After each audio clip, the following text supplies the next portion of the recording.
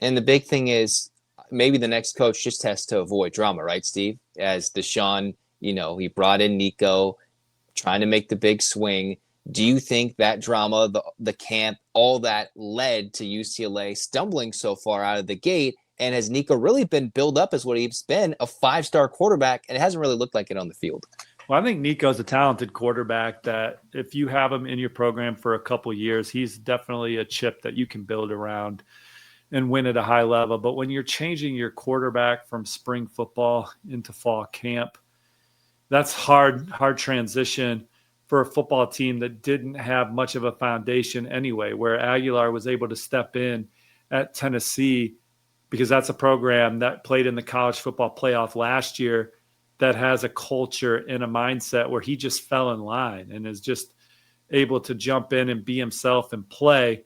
At UCLA, it wasn't the same situation for Nico. And so obviously the results have not been there. If you'd stick Nico on Ohio State's team, he'd look a hell of a lot better, or Oregon's team, and he'd be playing better at Tennessee. So UCLA was able to land him out of the portal, and that's a good piece. But it rocked any kind of continuity that they had with Aguilar coming out of spring football.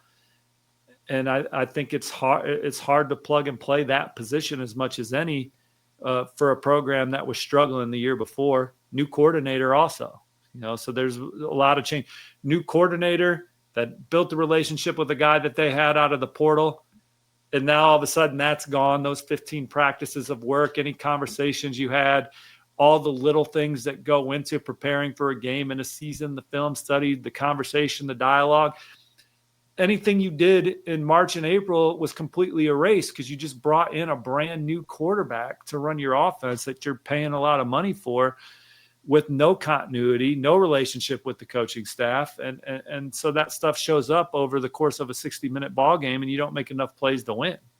But Nico's a good player, and he's a good prospect. For Tennessee, they were still waiting on their return on investment.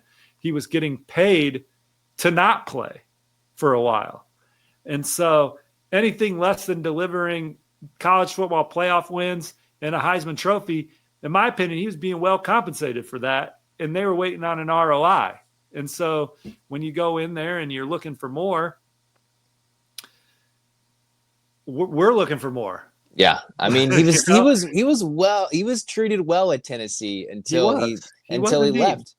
He was treated well, and he was going to be their guy, and they are going to have a chance to win the national championship.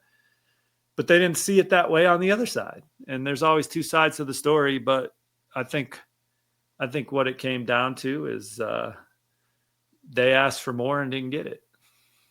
And we're seeing how that's playing out live with Joey Aguilar, who is clearly a capable quarterback, especially when you can run the ball and protect your QB. That just helps you so much. And imagine if Nico just had a solid O-line and a solid run game. That just changes every dynamic as a quarterback. In 2026. And even he's got some growing pains at Tennessee, too. It's not like he played a perfect game on Saturday, but he's going to get better as the season comes along because he's in a much better situation. And Nico is very talented, and if the right head coach comes in and he gets a full off season, strength and conditioning, meetings, classroom time, understanding this is how we're attacking defenses. This is what we're doing. These are your personnel around you. These are your offensive linemen, for him to get to know those guys, lift weights with them, build relationships with them, because that's how you win football games. Everybody pulling together, supporting each other, rallying around each other instead of just being plug and play. And so Nico's got a lot of talent, needs the right head coach, needs the right coordinator, play caller, but needs to just be in a situation where he can have a full off season, get on the same page, understand what we're trying to do and what we're attacking and how we're going to play on Saturdays. And the big thing is, obviously, is it appeasing Nico or is it appeasing Nico's camp? The thing is, in 2026, if you wanted to kind of dive into it, do you think he plays well enough to increase his NFL draft stock? I personally don't think he can really recover that at this moment. He goes to another school in the portal, or, surprise of it all, year two of Nico in 2026. Which of those three options is the most likely?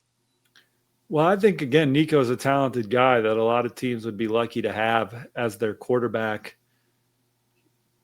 His situation will be the same next year.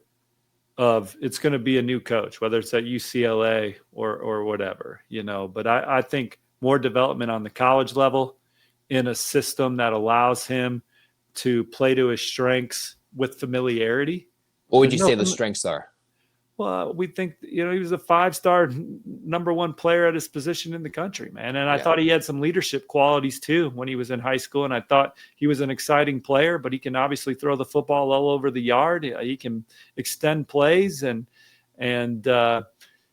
he's just he was a plug and play quarterback for UCLA this year with not the best supporting cast and certainly not the best system around him to maximize his abilities.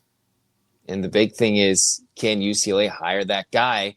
Is that an attractive thing for a head coach coming in? Hey, I'm going to come in. I will convince Nico to stay. Or do you think just get it clean and bring in a new clean slate? Go with the youngster, go with the portal. What would you think is a better move there? Well, in today's era, there's nothing guaranteed with your roster. So whoever UCLA hires, the things that they can show the new hire is that they're invested in the program and they're going to give you every resource to be as successful as possible, from upgrading facilities to making sure you have the funds to compete, to put together a roster that can play competitive football in the Big Ten, that you can pay the coaching salaries to attract good assistant coaches to your staff, good strength coaches to your staff. That's all UCLA can promise a coach right now. And then it's up to the coach to create an environment that players want to play in.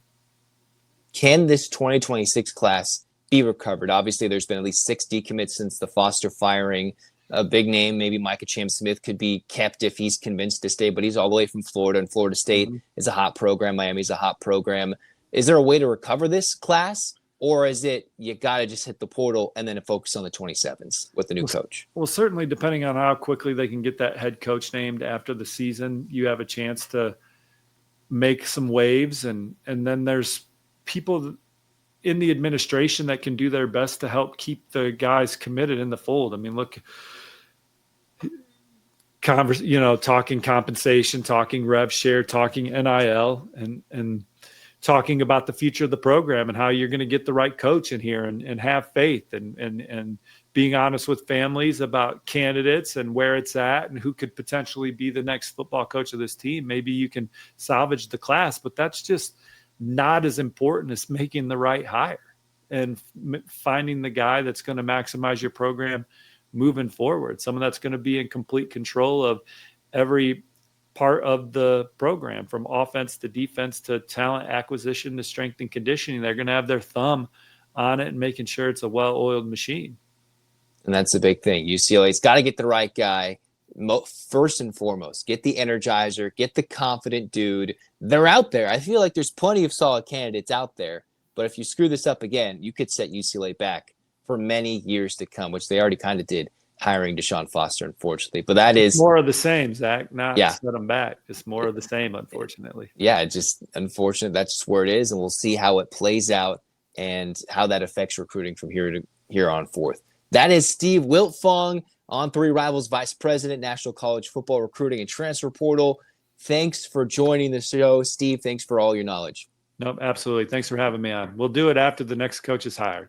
Yeah, absolutely. We'll see. I think a dear friend, Brian Smith, said, hey, I can tell you right away if UCLA is going to be good or bad if UCLA hires the right guy or the wrong guy. And I was like, well, I guess we'll find out. Get Matt Entz to Westwood.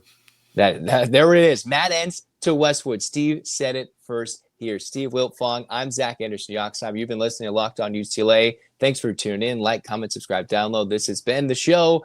Go Bruins.